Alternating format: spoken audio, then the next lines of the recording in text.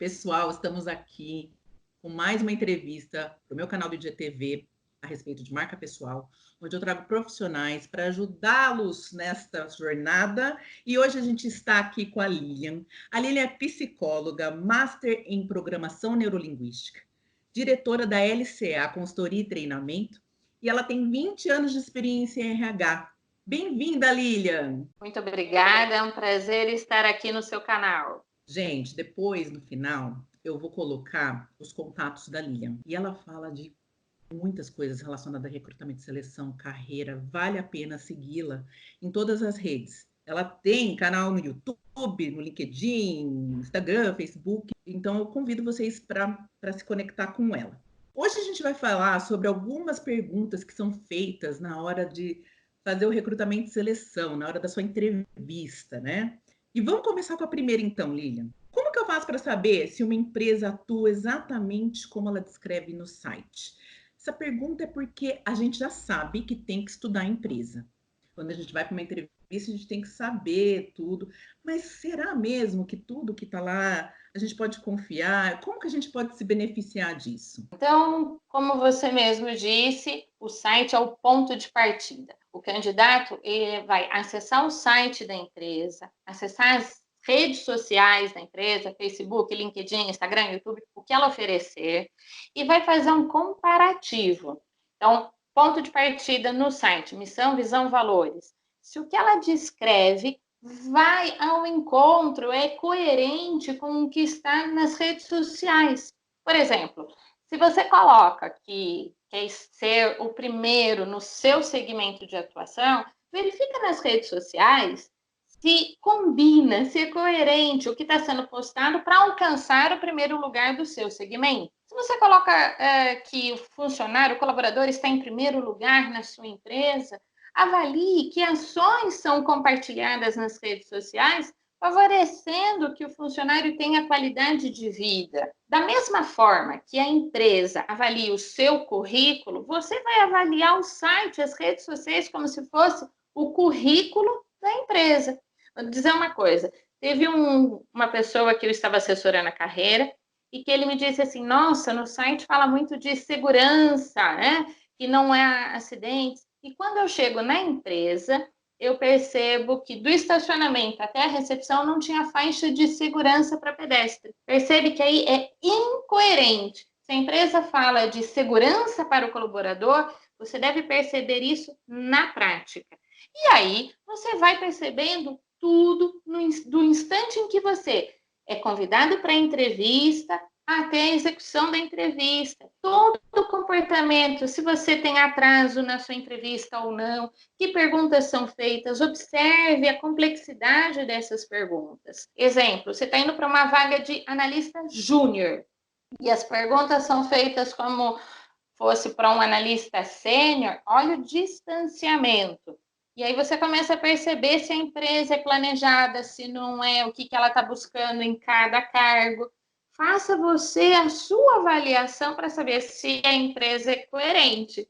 Dicas valiosas. Você que é candidato, está assistindo, você prestou atenção em tudo que a Lilian falou? Passou por alguma situação parecida? Fica à vontade para comentar aqui, gente, porque as empresas também vão ver essa entrevista e podem se beneficiar disso, né? A pergunta 2 é: como que eu devo encerrar uma entrevista, Lilian? O selecionador me diz: alguma dúvida? E aí, o que eu posso responder? Porque qual que é o medo das pessoas?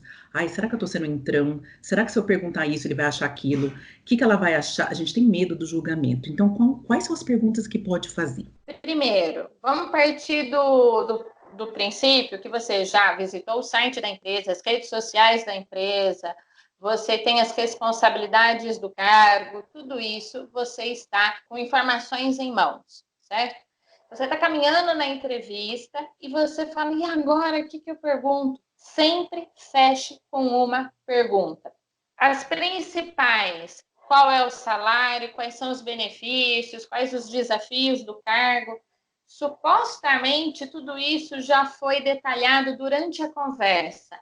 Ainda assim, permaneça com uma pergunta final. Então, essa vaga, qual é a próxima etapa? Ou como podemos combinar o feedback? Quando que você vai me ligar ou eu posso te ligar?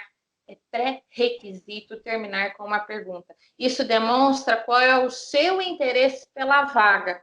Quando você diz assim, eu estou satisfeito, cai o entendimento que você está realmente afim da vaga. Entendi. E aí você me fez lembrar de uma história de um colega meu. Ele participou de um processo seletivo. Ele foi 8 vezes para a empresa. 8. E aí, na sexta, ele já tinha feito todas as perguntas. Não tinha esgotado, já sabia, ele queria ser contratado. E aí, na sétima e na oitava, ele não fez pergunta.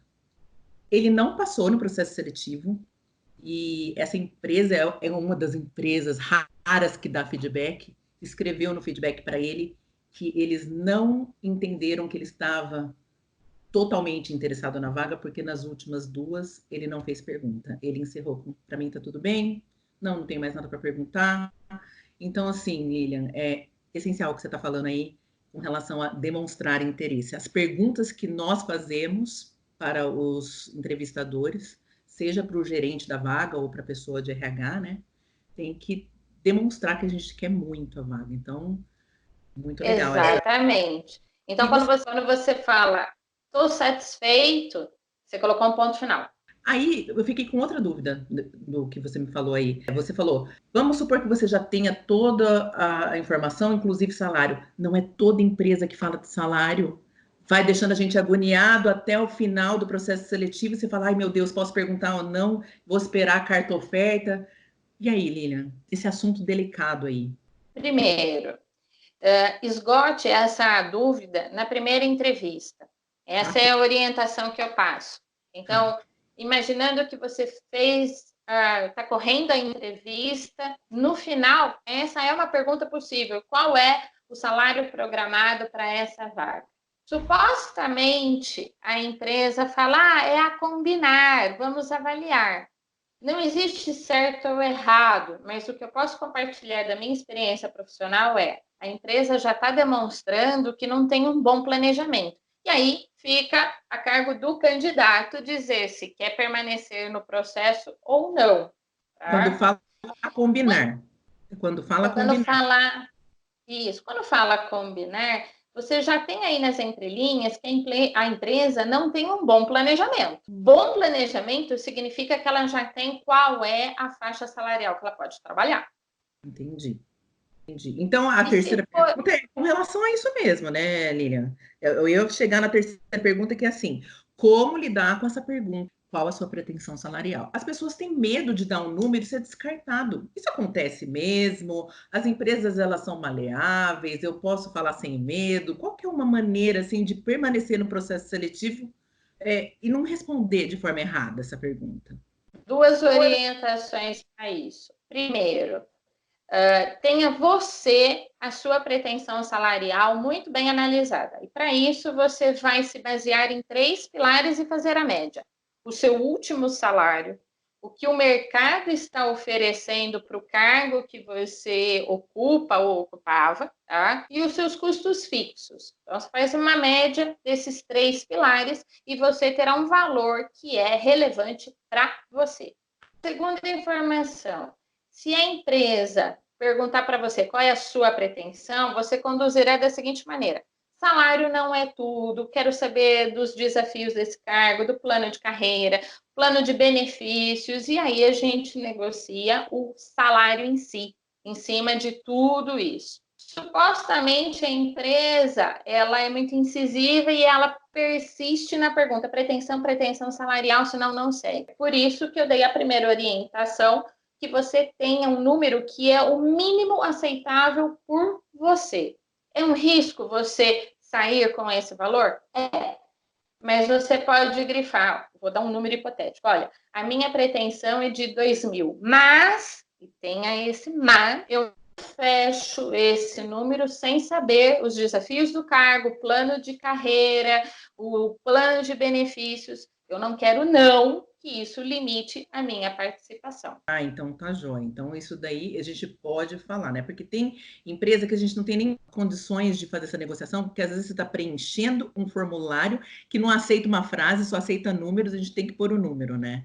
Então, por isso que eu te pergunto, se a gente tiver chance de falar alguma coisa, é importante, então, falar que estamos abertos à negociação, que gostaria de ouvir a proposta da empresa. Tudo bem falar isso. Tudo bem falar isso. Eu só pego mais um gancho naquilo que você falou. Tem um formulário, eu tenho que responder um número. Você já está conhecendo a empresa, você está percebendo inflexibilidade da empresa se isso ocorrer. Eu vou preencher o número, não tem espaço para que eu negocie. Você está conhecendo a empresa, como é, onde você quer trabalhar? Você já está percebendo aí.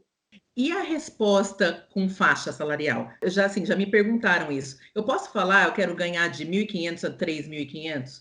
Eu fico pensando, né? Quando alguém me dá uma faixa, se né, a empresa escreveu lá, nós pagamos de 1.500 a 3.500, eu vou falar, eu quero ganhar 3.500. Ou até isso, nós estamos sendo observados, ele vai olhar a minha formação, se eu mereço os 3.500. Fala para nós sobre isso. Sim, quando coloca uma faixa, né, vai ser observado a coerência da sua resposta.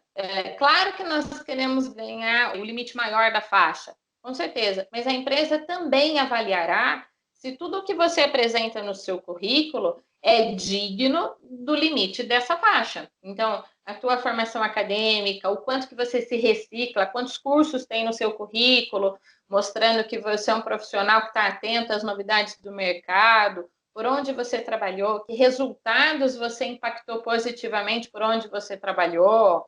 Isso é avaliado comparado com essa faixa. Certo. O que que brilha o seu olho, Lilian, quando você está entrevistando alguém e o candidato fala assim: nossa, esse cara aí, gostei dele, dessa moça, enfim, a pessoa que está na minha frente. Eu acredito que é a paixão pela profissão que ele escolhe. Quando a pessoa começa a falar do trabalho com paixão, dizendo: olha, eu consegui, nós realizamos, o resultado. É muito da paixão que a pessoa coloca enquanto relata o trabalho vivido. Que legal. Bom, respondeu todas as minhas perguntas e agora eu quero perguntar sobre você, Lilian. Qual é a sua grande marca pessoal? Fala sobre você, fala sobre a LCA, conta um pouco. Trabalhando 20 anos na área de RH, impactando positivamente as pessoas na área profissional, eu posso te dizer que o que me define, me coloca de maneira muito realizadora, é a competência de identificar e conectar profissionais e empresas com perfis compatíveis. Então, a LCA, quando faz seleção, quando faz treinamento, avaliação de desempenho, e nós conseguimos conectar pessoas e empresas com perfis compatíveis, nós temos um casamento profissional de sucesso. E é isso que me define, que por consequência define a LCA. Que joia, Lilian. Foi um prazer ter você aqui hoje, esclarecendo essas dúvidas. Pessoal, essas e outras dúvidas podem ser esclarecidas também. Eu sou fã da Lilian, ela foi minha professora, eu fiz o curso de seleção por competências com ela. E assim, ela é muito rica, muito detalhista ao explicar as coisas. Ela tem webinários gratuitos, palestras. Agora, nesse mundo do coronavírus, a gente pode assistir online, né, Lilian? Então, vou deixar aqui todos os canais dela e insisto, siga, porque é conhecimento, tá? A gente tem muito conteúdo bom aí para absorver da LCA e da Lilian. Muito obrigada, Lilian, mais uma vez. Foi um prazer estar aqui com você hoje. Gratidão, muito obrigada pela oportunidade e nos vemos aí nos webinários da LCA. Uhul, até mais!